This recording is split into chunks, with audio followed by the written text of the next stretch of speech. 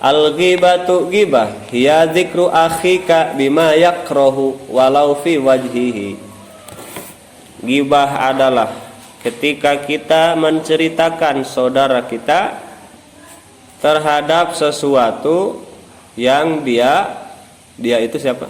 Saudara kita benci, yang dia pasti tidak suka. Walaupun faktanya seperti itu dan walaupun di depannya gitu ya, bukan dengan tujuan menasihati. Seperti ungkapan kaqaulika fulanun a'raj au fasik au fakirun au qasirus siyabi turidu bidzalika tankisahu. Jadi ungkapan misalnya si dia itu misalnya pincang, tumpangna ingket-ingkedan, jalannya gak bener, atau si dia tuh orangnya fasik, si anu orangnya fakir, si anu pakaiannya jelek, ya. Nah, tujuannya hanya untuk mengungkapkan aib atau mengungkapkan kekurangan, untuk mencela lah inti nama. Jadi bukan untuk apa tujuan baik. Beda kalau kita bilang kekurangan dia di depan dia dengan tujuan supaya dia berubah. Contoh, Mang, di wajah Mang itu ada apa? Oh, ternyata ada kecoret misalnya, ya, pulpen atau spidol, supaya bisa dihapus. Ya. Atau Mang, kayaknya tadi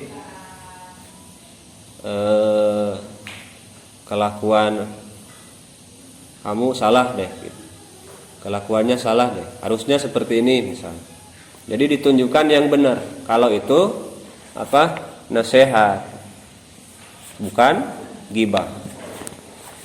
Kalau ghibah, kita membicarakan saudara kita atau orang lain hanya untuk membicarakan kekurangannya, bukan untuk kemaslahatan. Dan sebab-sebabnya wa asbabuha samaniyah. Menurut kitab ini ada 8. Menurut Syekh Hafidh Hasan Al-Mas'udi. 1, al-hasadu.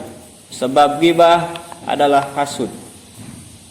Biasanya orang yang diomongkan, orang yang dibicarakan punya sesuatu yang dia tidak suka, berupa nikmat, berupa kelebihan, bisa jadi.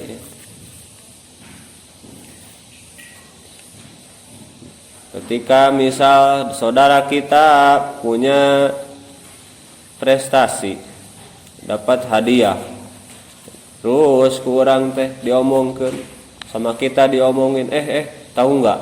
Nah, itu mukadimah ghibah, ya. Ada mukadimah. Apaan? Itu teman kita yang dapat prestasi itu, ya. Menitu bagi-baginya, padahal hadiah nate eta teh gede sih ya. Itunya meni eueuh sugan syukuran atau naon. Nah, itu karena kita hasud. Ini gak ada gimana gitu sama kita teh, ya, sombong ya orangnya. Nah, itu karena kita bisa jadi tidak mampu seperti dia. Jadi ini kita benci. Habis kehajatan teman misalnya, tahu nggak apa-apa sama yang nggak ikut ya, diceritain. Wah, pengantin cowoknya keren, ganteng, tapi ceweknya gitu ya, kayak gimana gitu. Padahal masih banyak yang lebih cantik. Asa gelisan orang sebenarnya gitu. Tadi asud ya. Asud ya. Sok aya we nu diomongkeun beres balik hajatan. Ada yang ceweknya cantik banget ya, cowoknya Masya Allah, Subhanallah. Oh, ceweknya putih banget ya, cantik, tapi cowoknya biasa kayak gitu misalnya.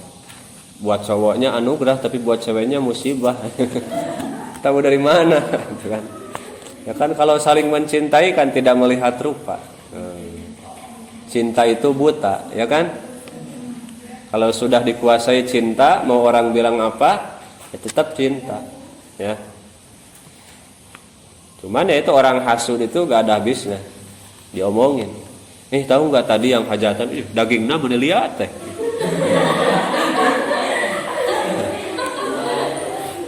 Aing Hanas nyokot loba. Hanas nyokot loba, pek keliat. Ini tuh benar sana nu masakna. Itu kan dagingnya keras banget misalnya. Suka ada aja yang diomongin. Itu karena hasud, ya karena hasud. Hanya kalau habis bertamu, habis mengunjungi syukuran seseorang, itu harus kunci lisan sebisa-bisa mungkin. Karena setan akan menggoda untuk kita jadi apa? Untuk jadi presenter infotainment dadakan. Tahu gak tadi aku ke rumah dia, rumahnya tehnya berantakan banget itu. Kayaknya si orangnya jarang beberes, ya, gak kayak aku. Aduh, nah itu gibah lagi ya. Rumahnya besar, bagus, tapi kok kayak jarang terawat misalnya. Atau apa saja ya, biasanya suka ingin kita ngomongin. Wasyifaul ghaidi, bisa jadi orang gibah itu untuk mengobati rasa marah, mengobati unek-unek, memuaskan sakit hati. Jadi pengen mau puas, pengen kekesalan kita itu terungkapkan. Padahal mah tetap aja dosa, Meskipun ini mah hanya untuk mengeluarkan unek-unek, untuk mengobati rasa sakit hati saya sama dia, ya. Terus kita ungkapin semua kekurangan dia, ungkapin semua kejelekan dia. Leuheung lamun pas. Masih mending kalau memang kekurangan yang kita ungkapkan itu benar. Apalagi kalau salah, ya. Kalau kita terlalu melebih-lebihkan dosanya jadi berlipat-lipat. Ngomongin sesuatu yang sesuai fakta aja itu bisa jadi ya dosa gibah. Itu pun gibah, ya. Meskipun ada kita ungkapkan ini mah bukan gibah, ya, ini mah fakta, ya. Ini mah nyata, saya lihat sendiri. Ini mah bukan gibah. Meskipun kita klaim ini bukan gibah, tapi harus tahu patokan gibah. Ukuran ketika kita ucapkan itu, apakah ketika saudara kita dengar kira-kira suka atau tidak. Kalau kira-kira kita jadi saudara kita yang diomongin, kira-kira kita suka atau tidak. Kalau kita tidak suka, ya, itu berarti gibah. Hanya untuk meremehkan orang, hanya untuk memberitahu kekurangan orang tanpa mencari solusi, nah itu gibah. Wa iradatu tarafu, dan ingin meninggikan diri. Karena kita ingin membaguskan diri, jadi merendahkan orang lain. Misal kita ingin dekat sama seseorang, PDKT, ya. Mang Aceng misalnya. PDKT sama teh siapa? Mang Aceng teh. Sama teh Siti contohnya. Teteh nanya. Tetehnya teh Siti. Kan banyak ya, bukan Siti orang sini, bukan. Contohin.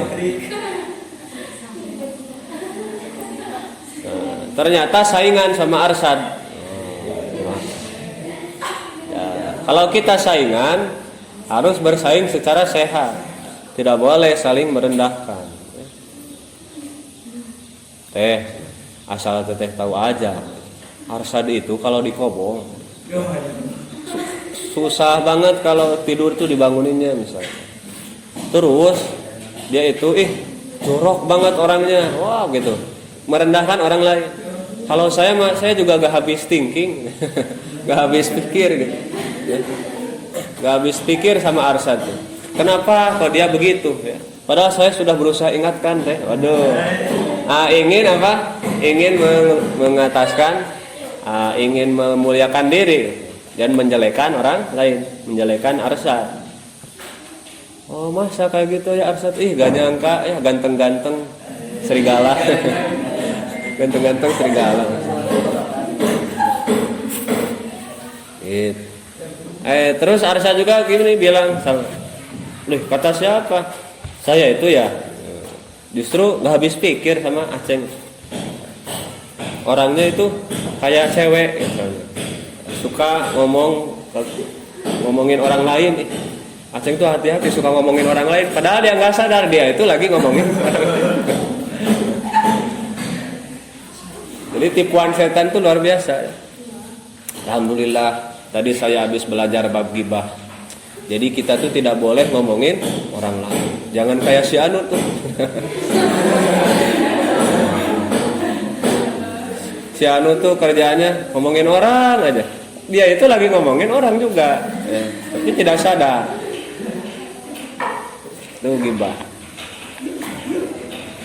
Tiap hari kalau ketemu dia ngomongin orang aja kerjanya. Dia juga lagi ngomongin orang itu. Sama berarti 11-12.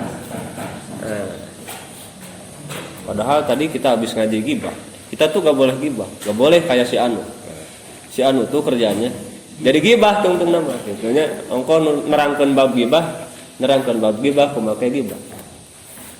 Wa mubadarah ila ta'tilil mu'da anusuli ila muradi. Ingin cepat-cepat menghalangi orang atau ingin melumpuhkan orang yang ingin mencapai tujuan. Ada orang yang pengen jadi misalnya apa ya? Kalau misalnya pengen jadi pemimpin, kita calonin diri misalnya jadi ketua RW, jadi ketua RT ya. Terus supaya terhalangi tujuannya tersebut, kita segera menyebarkan isu, menyebarkan kejelekan ya, supaya dia tidak mencapai tujuannya. Atau tadi kayak Paris misalnya, Paris pengen nikah. Contoh. Tapi Faisal tidak rela gitu ya. Faisal tidak rela kalau Paris nikah duluan. Akhirnya dia omongin kejelekan dia supaya calonnya jadi benci misalnya. Itu tidak boleh ya. Untuk mencegah apa? Untuk mencegah seseorang mencapai tujuan. Untuk mencapai keinginan. Seperti Rasul ingin berdakwah ke Thaif ya, tapi ternyata di fitnah. Itu mah bukan ghibah lagi kalau Abu Jahal ya, itu sudah fitnah, buhtan, menuduh yang macam-macam. Ghibah itu meskipun sesuai fakta, ingat catatan ya, meskipun sesuai bukti seperti itu. Wal qasdu ila tabri'atin nafsi wa mujamalatur rufaqa. Dan untuk membebaskan diri. Untuk membebaskan diri ya maksudnya ya tadilah sama dengan kita meninggikan diri supaya orang gak nyangka macam-macam sama kita, terus kita tuduh orang lain. Maling teriak maling. Supaya orang gak nuduh macam-macam sama kita duluan yang ngomongin orang lain. Kayaknya sih yang suka ambil uang di kobong teh ya, yang suka maling di kobong teh, yang itu tuh orangnya gini. Padahal mungkin dia sendiri atau dia memang tidak ingin tertuduh misalnya. Itu tabri'atun nafsi. Atau bisa jadi mujamalatur rufaqa. Kita ingin dekat sama teman-teman sehingga dibagus-bagus teman-teman kita. Nah, teman kita itu tidak suka misalnya sama seseorang, sama si fulan. Nah, kita juga ikut-ikut ngomongin si fulan tersebut. Jadi majelis itu majelis ghibah ya. Hati-hati kalau ikut bukber misalnya. Nah, bukber ada satu orang yang gak ikut, emang teman-teman kita tuh emang gak suka sama orang tersebut. Nah, kita ikut-ikutan ya, meninggikan mereka gitu ya. Iya ya, kita teh udah sama-sama bareng ya. Kalian mah bagus ngadain acara gini, tapi si itu kok kayak gak respon misalnya. kok kayak orangnya apa ya, terlalu gimana misalnya, kejelekannya diceritakan. Terus wal hazl wal istihza, hanya tujuan mengolok-ngolok dan bergurau dan mengolok-ngolok. Nah, huruykeun. Nah, jadi hurui pun tidak harus pakai gibah ya. Kumaha cenah da geus papada ridho, efek bae lah. Kan hati-hati, orang itu kan tidak tahu hati orang ya. Beda kalau misalnya di Kobong, nah, kita ngomongin teman kita yang memang tukang heureuy ieu si eta mah nya. Jadi diomongkeun ku kumaha ge geus apal bakal ngomongkeun urang. Ya baiknya meridokan. Kalau di antar teman itu kita saling memaafkan, saling meridokan. Tapi tetap harus tidak melegalitas. Oh, berarti kita boleh gibah asal bae da bakal ridhoan ieu jeung babaturan ieu. Takut kalau tidak ridho hatinya itu bisa sampai akhirat ya. Kalau dosa zina bisa diampuni dengan kita sungguh-sungguh bertobat. Dosa mabuk bisa diampuni kalau kita sungguh-sungguh bertobat. Tapi kalau dosa gibah ya, kita bertobat istighfar 1000 kali, 1.000.000 kali sehari, tapi masih ada rasa marah ya di hati orang yang kita omongin, atau kita belum islah sama orang yang kita omongin, belum minta maaf atas kita yang pernah gibahin dia, terus orangnya keburu kemana gitu, terus keburu mati, itu takutnya itu tidak diampuni oleh Allah. Jadi dosa gibah terus sampai ke akhirat. Akhirnya amal kita yang gak seberapa dikasih sama orang yang kita gibahi. Kalau udah gak punya amal untuk dikasih, dosa orang yang kita gibahi dikasih sama kita. Nah, itu orang yang bangkrut ya. Sama Rasul dibahasakan muflis. Orang yang punya amal tapi amalnya habis dipakai bayar utang. Maksudnya bayar dikasih sama orang yang dia omongin, dikasih sama orang yang dia dolimi ketika di dunia. Ya. Kalau gibah sudah jadi rutinitas, setiap hari ada aja orang yang diomongin. Misalnya, berarti kalau setahun 360 hari ada 360 orang yang dia gibahi, contoh. Atau 360 kali. Coba bayangin, ya. Harus kita bayar nanti di akhirat. Makanya ngeri dosa gibah itu. Karena dosanya hablum minan nas, ikatan sesama manusia. Ya meskipun kita tujuannya cuma bercanda, tapi kan nggak tahu ya. Makanya harus sering minta maaf dan harus banyak memaafkan. Gitu. Takutnya kita bercanda kelewatan ya. Kita ketawa-ketawa, ternyata dalam majelis ketawa itu kita ngomongin orang lain, ngomongin teman kita yang kelakuannya misalnya aneh, atau yang kelakuannya kita nggak suka misalnya, tapi kita olok-olok, bukan bermaksud untuk membawa atau memberi kemaslahatan. Nah, walaisa minal ghibah laumul muksir ala taksirihi wa irsyaduhu ila ma fihi maslahatu. Jadi intinya bukan ghibah kalau tujuannya maslahat. Meskipun kita tunjukkan kekurangan orang. Kita ngobrol bisik-bisik sama teman kita. Itu kasihan teman kita ya.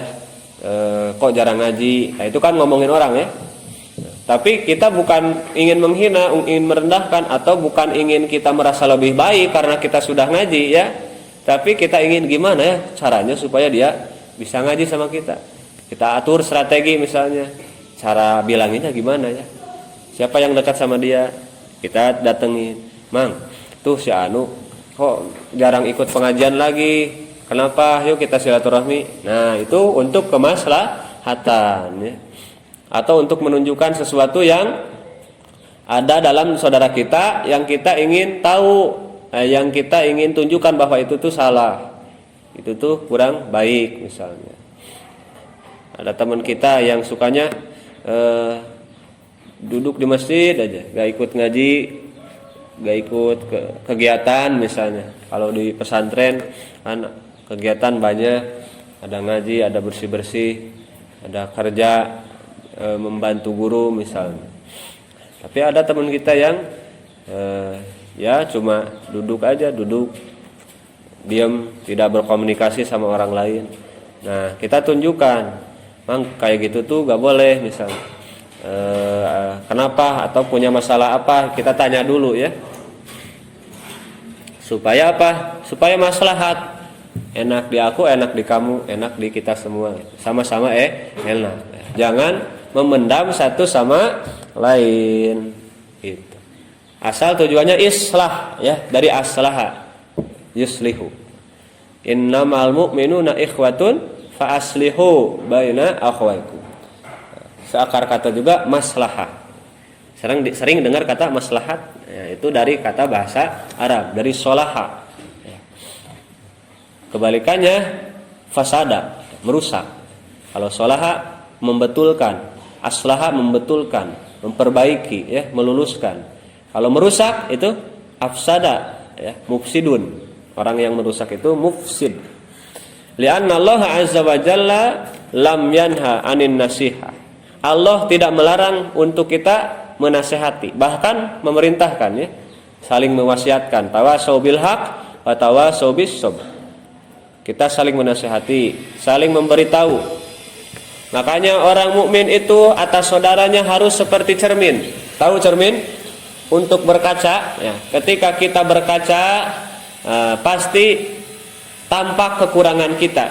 Betul? Tampak kelebihan kita di mana? Di depan kita, bukan di belakang kita. Ya. Jadi kita bercermin, kalau punya teman itu harus seperti cermin. Cermin memberitahu kekurangan kita di depan kita. Kalau kita sudah pergi juga bayangan kita. Kalau kitanya udah pergi tapi bayangan kita masih anteng di situ, takut kan gitu. Cerminnya bermasalah itu. Ya. Kalau kita pergi, berarti cermin juga ikut pergi. Maksudnya, kalau udah menasehati di depan kita, ya udah selesai. Tidak apa, pas kita pergi kita omongin lagi sama orang lain, ya. Terus masih dalam hati ngenek-ngenek gitu. Udah, kalau udah keluar, udah dinasehatin, ya udah, plong aja sesama teman itu. Ya, fine lagi gitu. Jadi baikan lagi. Terus cermin itu kan jujur, ya. Jujur, kalau kita ganteng ya ganteng di cermin itu, gak mungkin wajah kita seperti ini pas ngaca, ya, jadi kayak Aliando misalnya. Ya sesuai aja. Kalau kita kurus, cermin pasti bilang kurus. Kalau kita gemuk, cermin bilang gemuk, ya. Kalau misalnya ada jerawat di sini, cermin akan tunjukkan itu ada jerawat.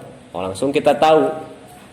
Ya, kalau misalnya cewek, misalnya perempuan, lipstiknya nyengsel, akan dikasih tahu sama cermin.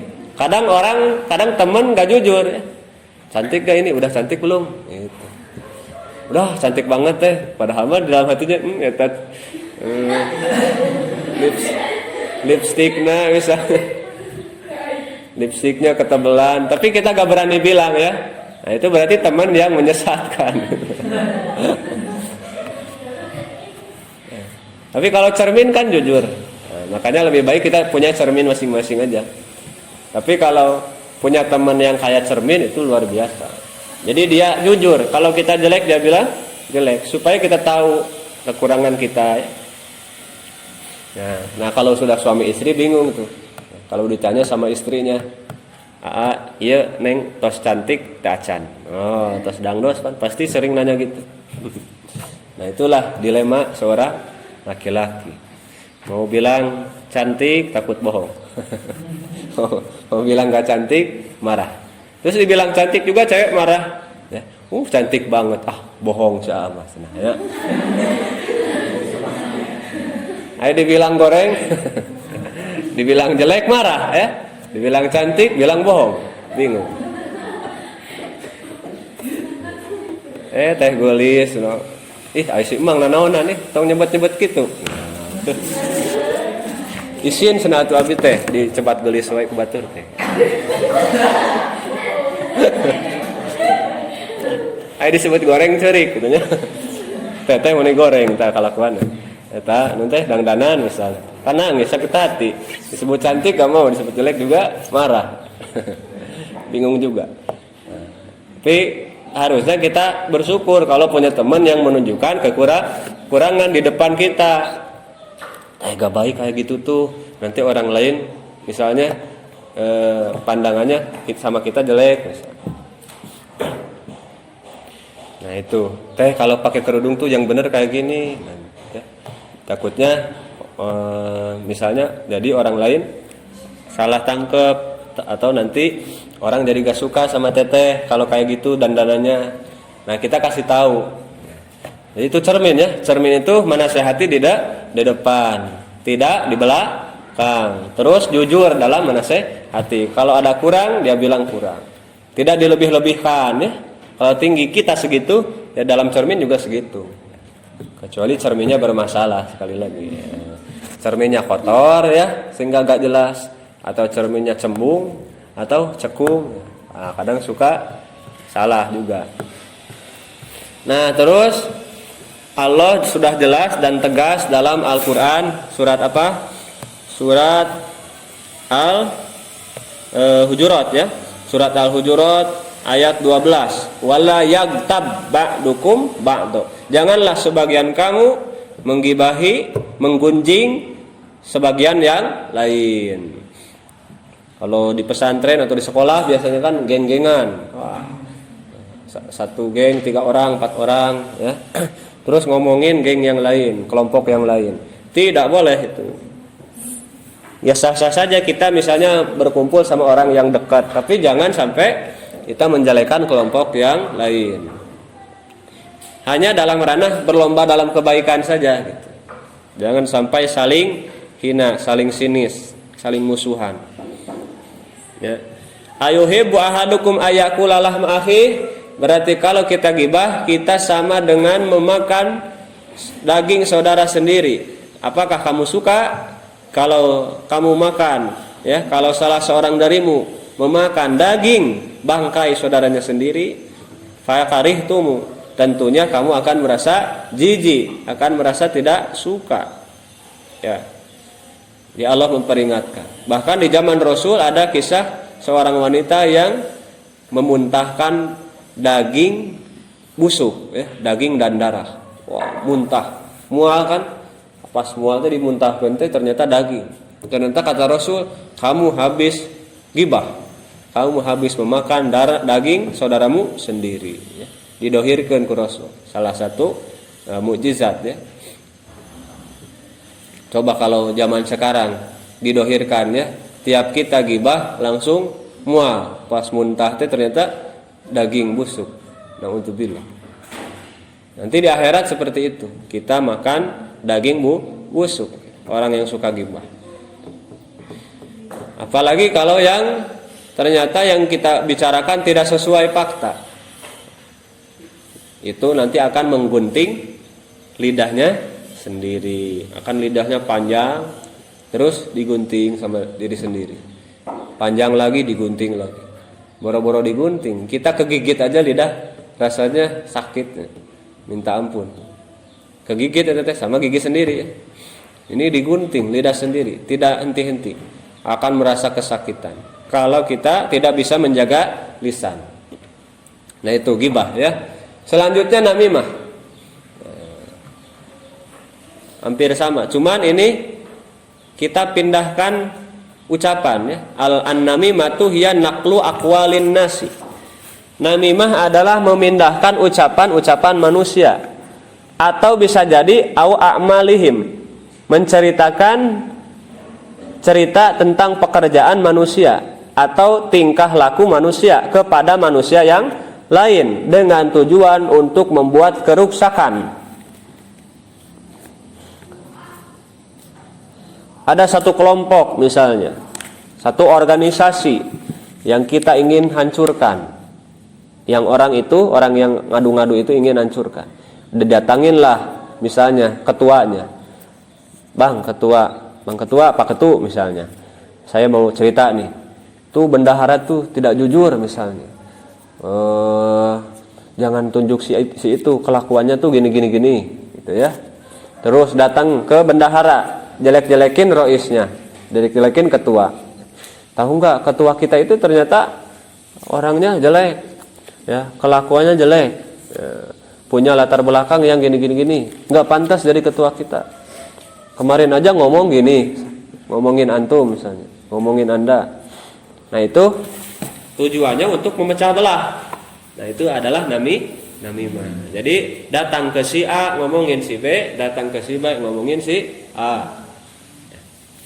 Ada gibah juga di situ. Tapi tujuannya untuk mengadu domba. Ya. Makanya bahasa Indonesianya mengadu domba. Jadi jangan mau jadi domba. Ya. Maksudnya jangan mau jadi orang yang diadu-adu. Harus betul-betul kita klarifikasi. Ya. Kalau misalnya Teh Sipa diomongin sama Teh Hilda misalnya, kalau kita misalnya dengar, contohnya Bu Rois biasanya Teh Melinda di Bu Roisa, di ada yang datang misalnya, siapa? Contoh ini ya, Hilda datang, Teh tuh Teh Sipa orangnya gini. Nah kita klarifikasi dulu ya. Tuh Teh Sipa ngomong gini. Kita klarifikasi, bener gak?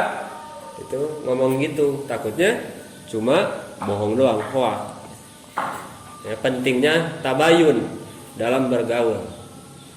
Supaya kita tidak membenci kepada seseorang yang sebetulnya tidak ada masalah. Nah, kita terpengaruh oleh hasutan pengadu domba. Kenapa ada orang yang mengadu domba?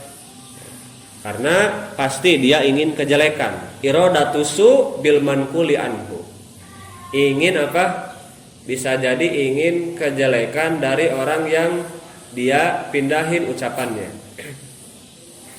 Kalau misalnya dengar ya, Aceng dengar dari Paris omongan jelek tentang Arsad, padahal Aceng itu dekat sama Arsad, langsung dia kasih tahu ke Arsad, tuh si Paris ngomongin anjeun misalnya, ngomongin nate gini, kamu lamun dileuwihan. Nah itu kan berarti ingin menjelekan Pak Paris dan ingin idharul hubi lil manquli, ingin menunjukkan kanyaah ke Arsad misalnya gitu. Awit tafriju fil hadis, awil khawdu fil fudul, atau kita ingin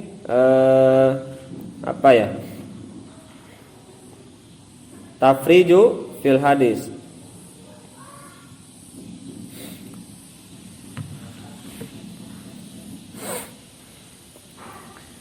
Maksudnya tadi idharul hubi itu ya berpura-pura kita ingin dipikaresep sehingga kita ngomongin orang lain. Sama aja ada unsur gibah di situ. Namun kalau namimah tujuannya betul-betul ingin merusak orang yang kita adu-adu, yang kita adu domba.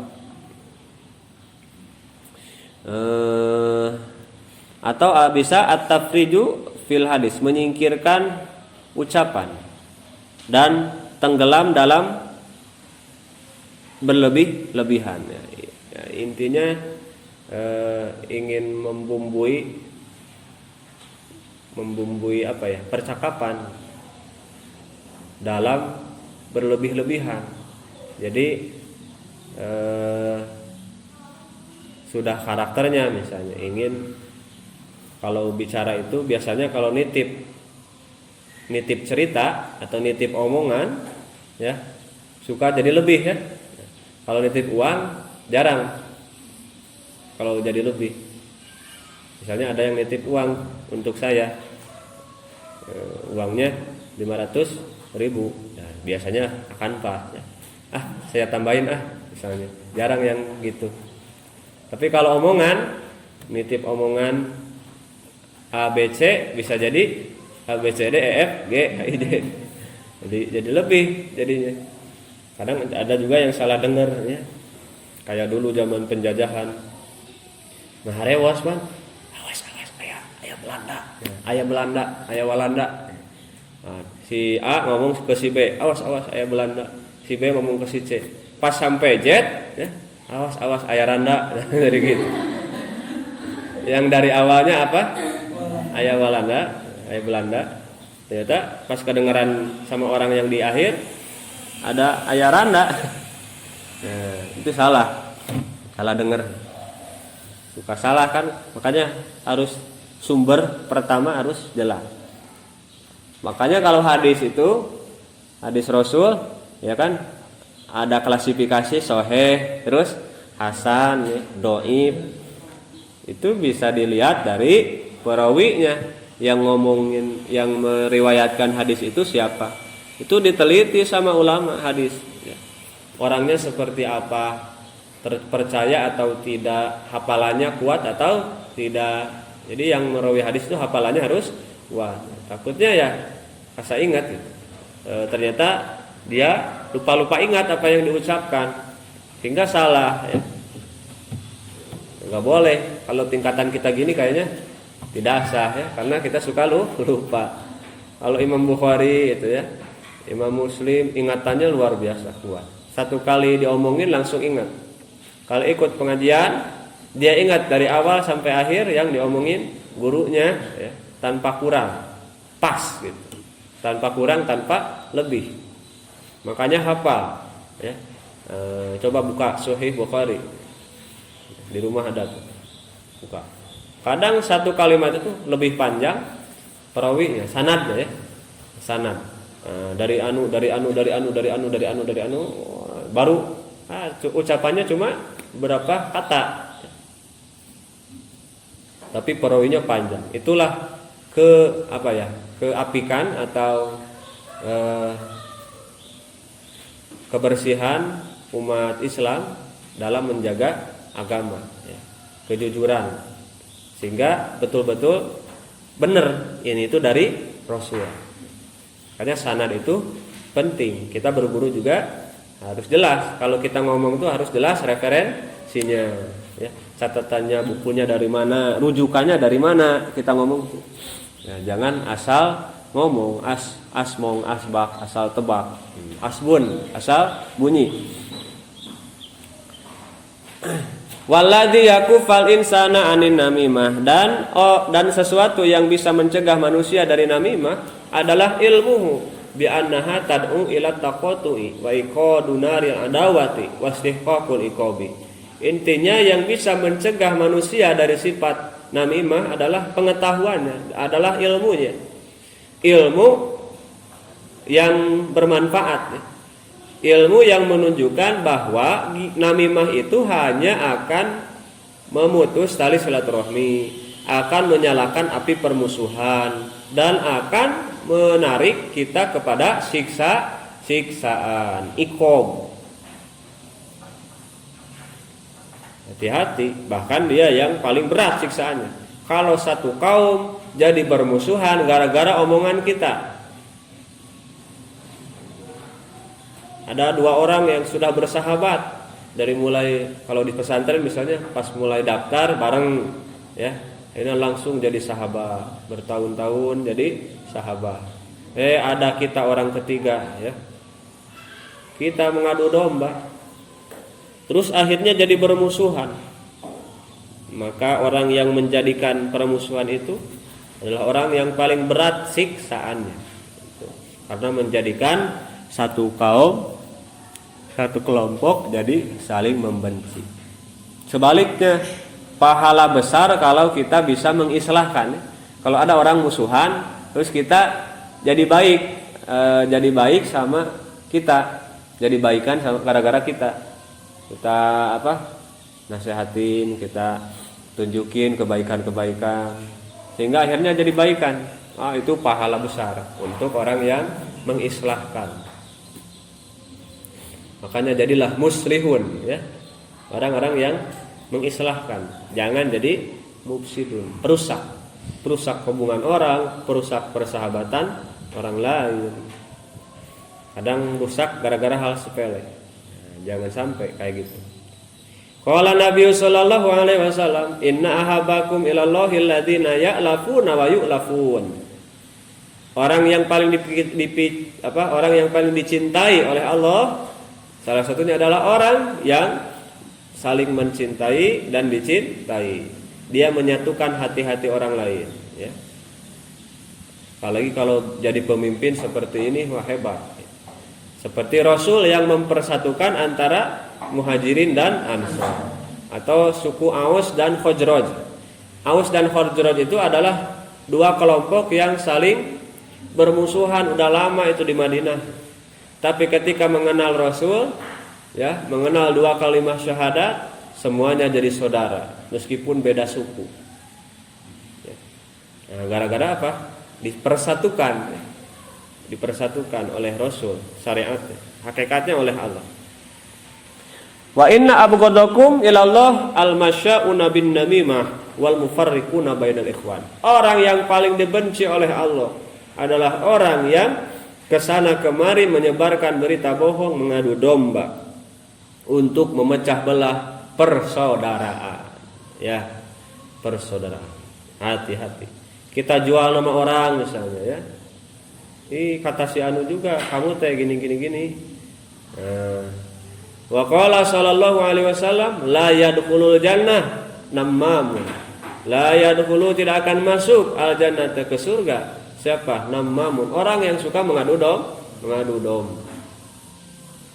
Makanya jangan setiap yang kita dengar kita bicarakan. Si A misalnya ngomongin si C, ya. Jadi langsung kita gatal lisan teh pengen diomongin ke si C, ya.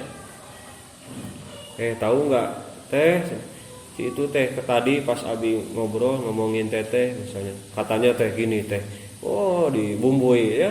Nah, sambil monyong-monyong bibirnya juga, ya. Itu kan kalau orang yang suka gibah serius mukanya diganungnya, sok sanadannya itu adalah namimah namanya.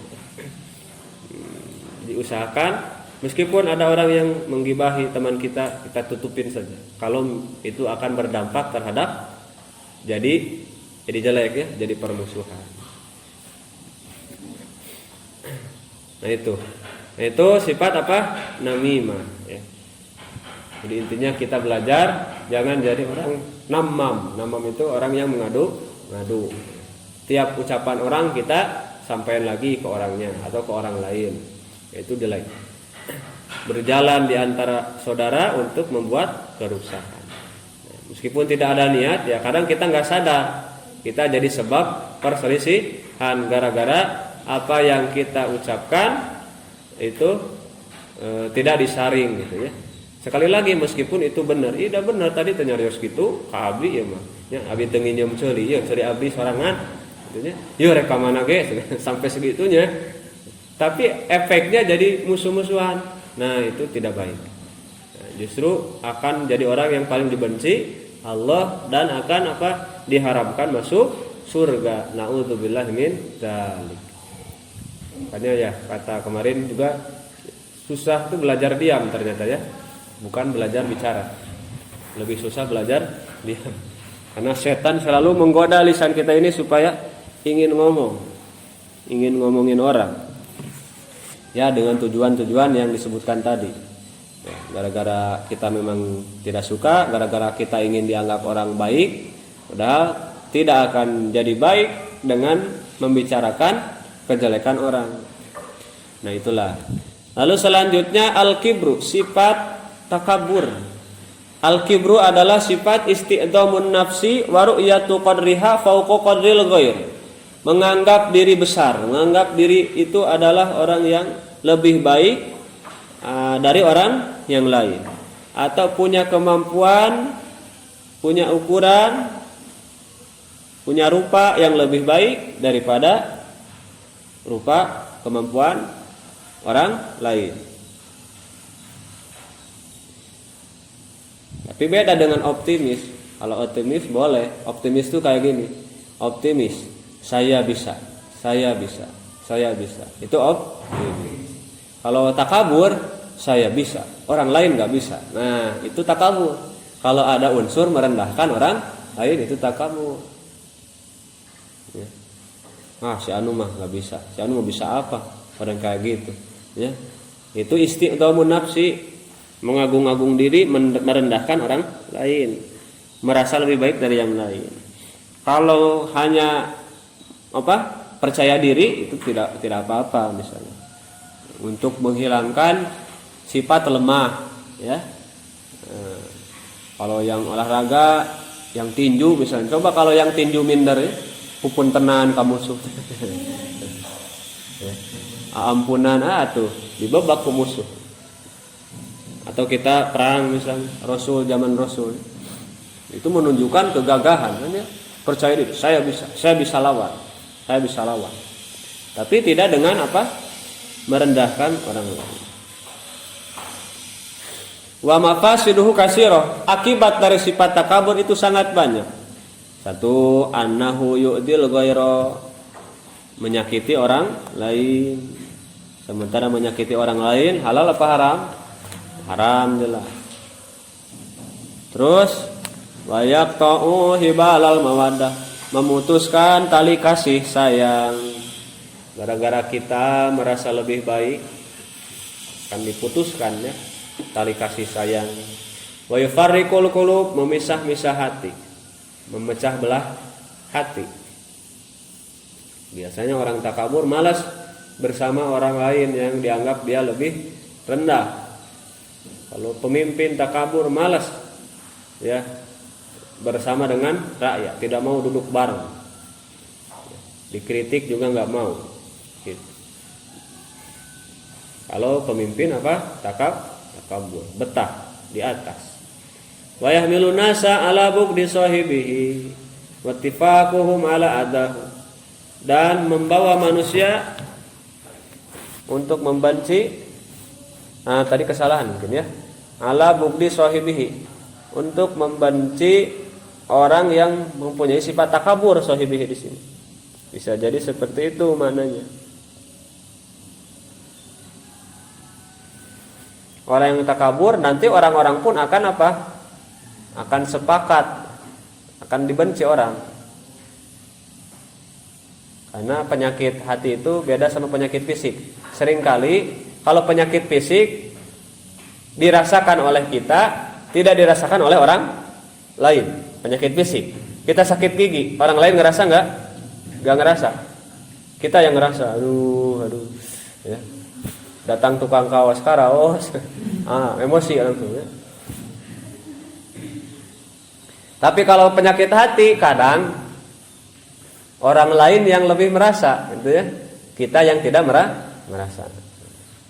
Bisa dirasakan oleh orang lain. Meskipun nggak boleh kita mencap hati orang, ya. Si anu takabur, si anu riya.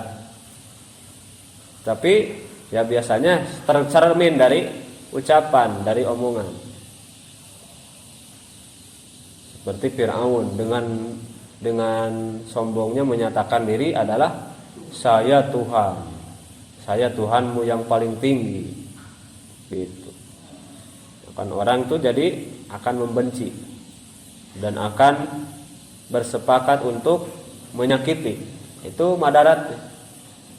Kalau ada pemimpin takabur, orang pun, rakyat pun akan greget ya. Ayo we misalnya ngagung-ngagung diri, menghinakan orang lain. Wala ya wa minha anna sahibahu la yanqadu ilal haq.